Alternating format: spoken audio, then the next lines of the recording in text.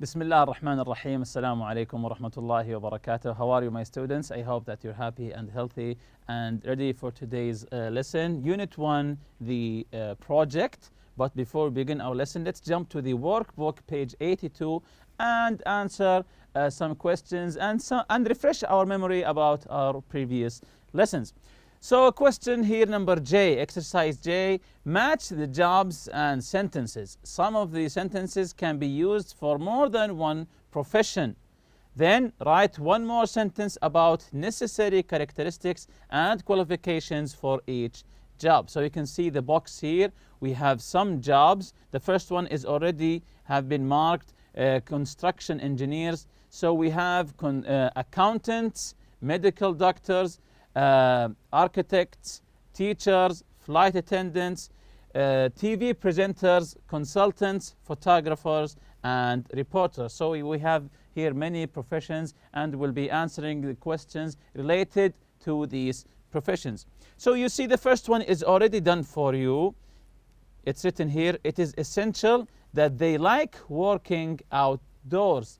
It is essential that they like working outdoors, outside the house, out in the open. Who are they? So, of course, you can say construction engineers. Then we have to write sentence about what is necessary for the characteristics or the qualification of the construction engineer. You say here, it is important, the conjunctive here, it is important that they are good at supervising building projects, of course. It is important that they are good at supervising building projects, or you can say it is important or it is necessary that they are good at math, because of course he's an engineer. So now you get the picture. Let's jump to number 2. It is important that they double check every figure. Again, it is important that they double check, to check 2 times. To double check every figure. So what's the profession here that it's important that they double check every figure? Yes, of course, the accountants. The accountants at the supermarket or in the companies or wherever they are, their work is related only to numbers. So it's important that they double check every number, every figure that they come across. So what is the necessary characteristics or qualifications for being an accountant? Can you say some qualification or a characteristic for being an accountant? Let's see here. It is necessary that they keep records meticulously. Again, it is necessary that they keep record meticulously. So it means that they have to keep records bit by bit, because they are working with numbers. Number 3, they need to invest a lot of time, hard work, and study to succeed. Again, they need to invest a lot of time, hard work, and study to succeed. So what's the profession here? Let's check. Medical doctors. Of course, medical doctors, they had a hard time and they had to study really hard to succeed. So can you give me some qualifications or characteristics for being a medical doctor? Let's see here. We expect them to cure us. We expect them to cure us, or you can say it is important that they are patient, because they are dealing with patients, of course. Number 4, it is imperative that they be good at designing buildings. It is important that they are good at designing buildings. I think this is an easy one. Of course, it's an architect. Of course, it's an architect, and try to come up with some qualifications for the architect. Let's see here together. It is essential that they have an eye for style and design. This is a good one. It is essential that they have an eye for style and design. It is important that they have the imagination, the eye for style and designing buildings, because that's what an architect do. They design buildings. Number 5, parents want them to be creative, friendly, and effective. Parents want them to be creative, friendly, and effective. Who are they? What is the profession we're talking about here? Let's check the answer here together. Of course, it's teachers. So, what are some of the characteristics a teacher should have or qualities? Of course, there are a lot. Let's see here. It is necessary that they take work home. Of course, it's necessary that they take work home, and also it's necessary that they be patient. It's necessary that they know how to deal with children. Of course, a teacher should have and must have many qualifications. Number 6 here, passengers expect them to be polite and helpful. Passengers, travelers on a plane, passengers expect them to be polite and helpful. Who are they? Of course, the flight attendants. The flight attendants should be polite and helpful. So give me some qualifications a flight attendant should have. Let's see the answer here together. It is imperative that they be courteous and efficient. Again, it is imperative that they be courteous and efficient. Of course, it's important that they be efficient. Number 7 here, viewers want them to be informative and entertaining. Viewers want them to be informative and entertaining. Viewers, so someone is watching them. Who are they? Let's see the answer here. The TV presenters. TV presenters. So give me some qualifications for TV presenters here. Yes, they need to pay attention to the way they look. Of course, a TV presenter, because he's always on TV, he should pay attention to the way that he looks. How does he dress, his hair, and so on. So they need to pay attention to the way they look. Number 8, it is necessary that they listen to people and help them make decisions. It is necessary that this profession, listen to people and help people. So what is the profession here? Let's see the answer here together. It's a consultant. Consultant. So what qualifications should a consultant have? Yes, you can say it is important that they listen carefully. So a consultant, of course, he should be patient, and he should also listen carefully to the person that he is consulting. Number 9, it is essential that they have artistic talent and appropriate training. Again, it is essential that they have artistic talent and appropriate training. Who are they? Yes, photographers. Of course, photographers should always have the artistic eye and the talent to take the right photo. So what other qualifications a photographer should have? Let's see here. It is necessary that they have an eye for detail and know what to do. As I said before, a photographer should have an eye for detail and know what exactly to do once they take the photo. Number 10, we expect them to inform us of what is happening in the world. Again, we expect them to inform us of what is happening in the world. Who are the people that we expect them to tell us what's happening in the world?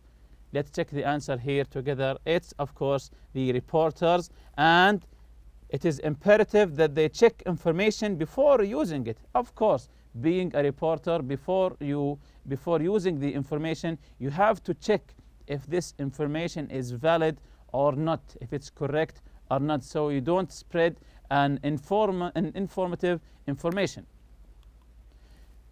Exercise K here on page 83. Look at the picture, write the headings and information you will need to give when you apply for a job. Write the questions. What do you think? Write the questions that you think would ask a person applying for a job if you were the boss. Again, look at the picture, page 83 in the workbook. Write the headings of information you will need to give when you apply for a job.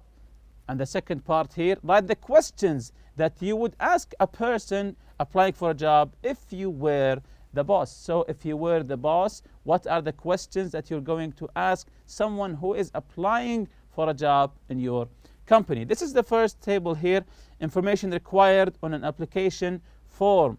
What kind of information, if you have to make an information form, what kind of information that you would ask people to write?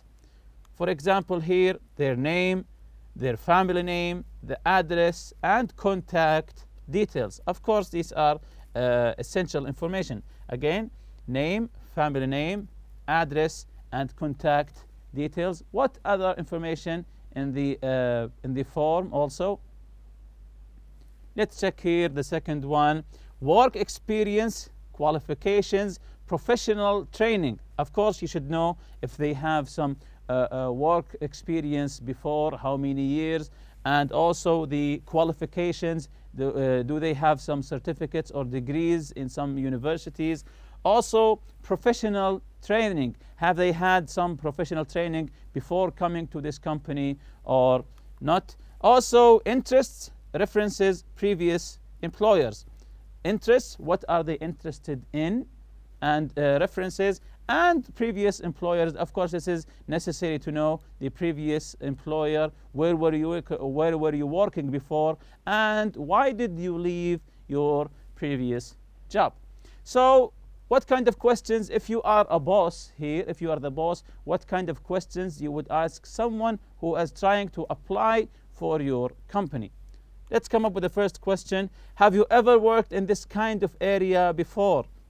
So this is an interesting question. Have you ever worked in this kind of area before? Especially if it's a different area from what he was working before. He was working with numbers, for example, and now he's working with animals. So it's a different area. So you have to know, have he worked in this area before or not? So the second question, try to come up with a second question. If you are a boss and someone wants to work for you, what kind of question you want to ask? Let's see the second one that I have written here. Where were you trained? If you had training before, where was it? Was it a big company, a small company, a government company? All of them are good, of course. So it is important to know, where did he receive his training? What about a third question here? Try to think of a third question. Let's see together here. Why did you leave your last job? This is an important question actually. If you're a boss and someone wants to apply for you, you have to ask, why did you leave your previous job? Was there a problem? Is there something wrong with you? So you have to ask this question. Exercise L here, writing my career and life goals. Page 84 in the workbook. What are your career and life goals? Write notes in the chart. Of course, you'll be doing this one yourself, but I will give you some hints. Again, my career and life goals. What are your career and life goals? Write notes in the chart. Of course, you have to have life goals. You have to have, even at your age now, you have to have life goals, a profession you want to work at, a job, a place you want to work at, and so on. So here's a chart to help you. Things I'm good at. Write the things that you are good at. Maybe you're good in using computers. Maybe you're good in English. Maybe you're good in athletics, and so on. Try to write the things that you are good at. And also things I'd like to do in the next 1 or 2 years. What are your goals in the next 2 years? Things that you want to achieve, to do in the next 1 or 2 years. Maybe learning a specific language, and so on. Things I'd like to do in the next 7 to 10 years. So this is a long-term goal. This is a long-term goal. Things I'd like to do in the next 7 to 10 years. So you have to think really hard about how to fill this chart. Now write an essay about your career and life goals. Answer the following questions. What are your natural abilities? What are your short-term goals? And what are your long-term goals? So these are the same information that we have written in the chart. And also, again, this is an important thing to do before to set your career and your goals in your life. Exercise M here, write the question tags. Write the question tags. If you remember the question tags lesson from the form, meaning, and function, if the sentence is affirmative, the tag is negative. If the sentence is negative, the tag is affirmative. So number 1, it was a part-time job. It was a part-time job. I think this is an easy one. What's the answer here? Yes, it wasn't it. It was a part-time job, wasn't it? So we take the same auxiliary verb and make it from positive to negative. Then we put the pronoun. Number 2, he works in a bank. He works in a bank. That's correct. Doesn't he? He works, present simple here, in a bank. Doesn't he? Number 3, you are not going to resign from your job. Again, you're not going to resign from your job. Are you? Because you are. The auxiliary verb here is are. Are you? Number 4, they took over the company.